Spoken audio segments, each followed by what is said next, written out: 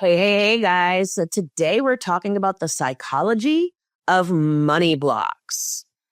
So we're going to be diving into the psychology of money blocks. You're going to discover how money blocks might be stopping you from building wealth, what psychology underlies them, like why the heck do we have them to begin with, what money blocks are, where they come from, and some of the most common money blocks that I see in my clients, how they might be impacting you, and stay till the end to discover how to ultimately overcome them. All right, so today we're diving into the psychology of money blocks.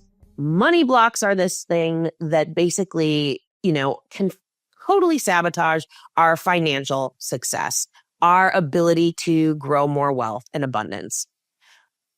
There are so many different ways that money blocks and limiting beliefs can impact us because essentially what they are is they are the lens through which we look at the world. Our beliefs are basically like a pair of glasses or a pair of sunglasses that create our perception and our perspective on the world.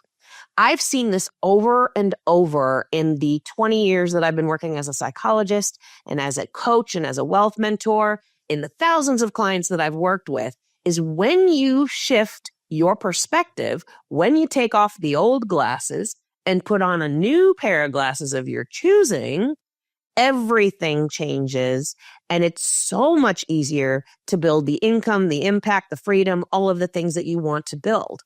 The problem is we don't even necessarily realize we're wearing these freaking glasses to begin with, right? And it's not only that we don't realize that we're wearing the freaking glasses, we've put on a pair of glasses that somebody else gave us without ever agreeing to wear those glasses to begin with. Because here is the nature of a money block or a limiting belief. A money block or a limiting belief is just essentially created from a thought that we have thought over and over and over again until it becomes something that we believe is essentially a rule about how the world works, or a rule about how money works, or about how building wealth works, or about wealthy people, or about ourselves, right? This rule is usually adopted from and created by our experiences from the past, particularly those experiences we had when we were young, when we were children. So money blocks, money beliefs, all of these things develop from things like our parents, watching our parents growing up. What did they experience? What were they doing? What were their feelings about money? What were their feelings about work and success? Did they feel like you had to work yourself to the bone? Did they feel like money was hard to come by? Did they adopt some of these money beliefs or say them over and over? Did they tell you that you weren't smart with money, or that money's something that the men in the family deal with and not the women? What were you told as a child about money? Because, a lot of the beliefs that we have are formed before the age of 7. And so you may not have even been aware of the fact that your parents were talking about money, but a part of your brain went, let's put this in the money file, even though we're not sure exactly what this is yet. We'll organize it later. We'll figure it out later. But for now, this is all constituted. These are the ingredients about my relationship with money. So not only do we create these beliefs, these blocks, based upon what we hear our parents say, but it's also the experiences that they had. So if we see our parents fighting about money, if we see our parents, exhausted at the end of the day because they're always out working 3 jobs, if we see our parents go through a bankruptcy, all of those things, what this is called is called learning through modeling. We're essentially watching someone else do a behavior and learning the way the world works by what they're doing. There's psychological research that I could, walk you through in terms of the way modeling works, but it's not that important to understand in terms of the context of our conversation about the psychology of money blocks. But the point is, we learn the way the world works looking at how other people experience it and what they tell us about the way the world works when we're young, because we trust that they know better than us. So not only is it your parents, though, It's your siblings, it's the rest of your family, it's your teacher, it's your neighborhood, it's your community, it's your culture. It's all of these things that you've experienced, all of these relationships that you've experienced when you were younger, but also the experiences that you had yourself. So getting teased in the schoolyard for not having the right brands, or getting shamed because you forgot your lunch money, anything like that can format for you. Basically, you're formatting your brain, format for you the way that your relationship with money looks in the here and now. Now, you wouldn't think all of that crap from the past would impact you in that way, but it actually really does. Old traumas, and they don't even have to be ancestral stories. Even those traumas don't even have to be something related to money. Those ancestral stories don't even have to be things related to money. Watching your parents have experiences don't even have to be related to money. A lot of times people are like, my parents seem to be fine with money. And then it's like, oh yeah, but dad, my dad died of cancer, and I learned that, good things always leave. And so part of you believes good things always leave. Well, if money's a good thing, then you're going to believe money always leaves. You know what I mean? If you have ancestral stories that say that, hard work is the best personality trait in someone, and it doesn't necessarily have anything to do with money. Well, guess what? You're going to always cling on to having everything be hard work, because that is something that was really appreciated and valued in your family through, the last 200 years, because your parents were not your parents, your great grandparents went out and were homesteaders in the Wild West in the 1800s or something, and so you have it on a really deep level that hard work is of such value that, of course, I'm going to work hard, which means that I always have to pin myself into hard work for money. You see what I'm saying here? So these beliefs that we have, these money blocks, are developed from basically all of these experiences that we've had in our life, and not just the ones we've seen, not just the ones we've experienced, but the ones that our family has experienced as well. And some of that even happens on a cellular level, and there's science to back this up. Basically that, it goes about 3 generations back, and it can impact what's called our telomeres. Our telomeres are at the end of our, our DNA strands, and they basically give our body feedback on, longevity and all of this stuff. And it can be impacted by the stress and the trauma that not only our mother, but our mother's mother experienced. Because think about it. You were in your mom when she was experiencing that stress, even if it was just as an egg, and your mom was in your grandma when she was experiencing that stress, even if it was just as an egg. But I could go on about this all day, but let's go back to the concept of money blocks. Because one of the things that I really like to talk to my clients about is I actually don't like the term money blocks. It's something that everybody understands, so I talk a lot about money blocks, but I prefer the term limiting belief. The reason is a block feels like a wall. And this is a psychological trick that I can teach you right away. A block feels like a wall that you cannot break through. It feels like it's a dead end. A limit is something that's meant to be broken. A limit is something that you can shift. A limit is something that you can rewrite. And so when it comes to our perspective, those sunglasses or glasses that we talked about here at the beginning, this is the beginning of shifting that, is even just shifting our language around things so that our subconscious brain, the part outside of our awareness, sees it as an opportunity, sees it as possible to shift these things and make them new. So the power of these limiting beliefs or money blocks can deeply impact our financial behaviors. So when we have things like, the rich get rich and the poor get poor, let's just say that that's the belief that we have, the limiting belief, the money block that we have. Well, guess what's going to happen if I consider myself poor is I'm going to say to myself, why bother? Why bother? I can't do anything about this anyway because the rich get rich and the poor get poor. That's the rule I've set up for life. So I'm not going to do anything that would create a different reality because I don't believe a different reality is possible. This is the kind of thing that can happen.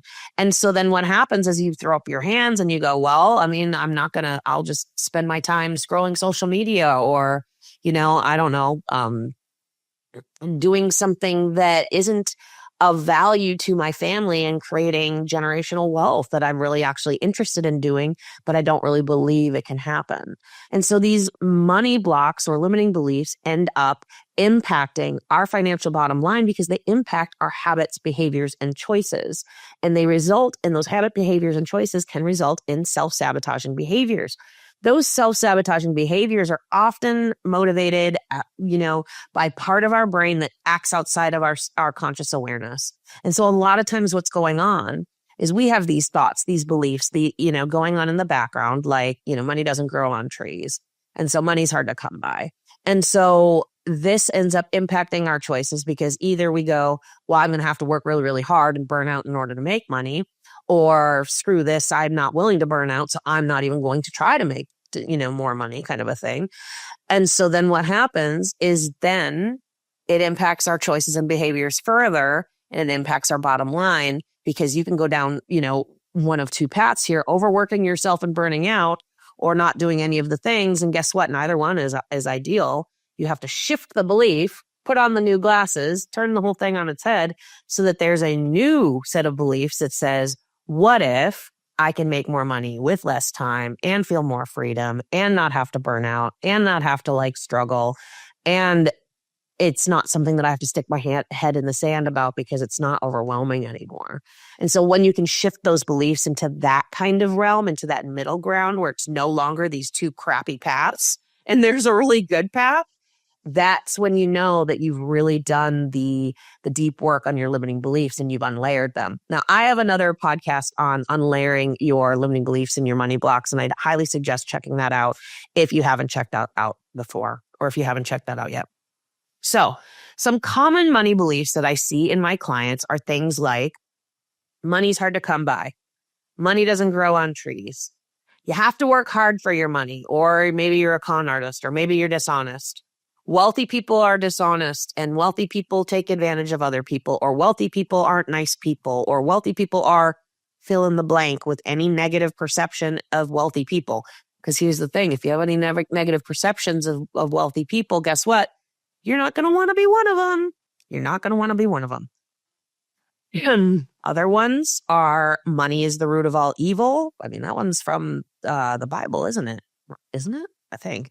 I'm not good with money. Maybe you were even told that, or I'm not good with numbers. Rich people are greedy, or the only way to make money is to make it on the back of someone else.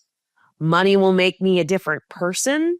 I have to, look different, act different, dress different in order to make more money. I have to be dishonest to make more money.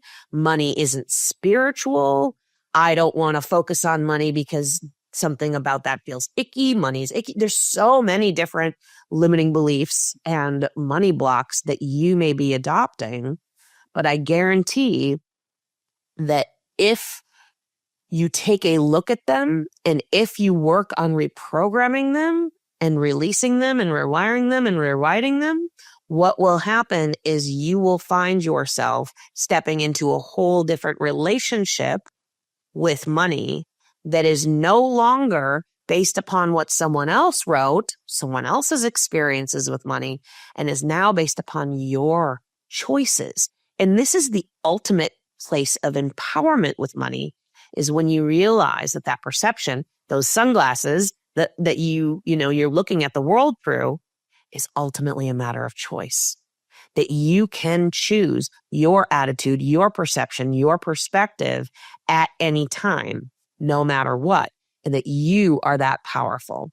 So the first step in rewiring your money blocks and rewiring your limiting beliefs, and I'm going to be going into this much more in depth in another podcast soon, but just to get you started is the very first step is identifying them.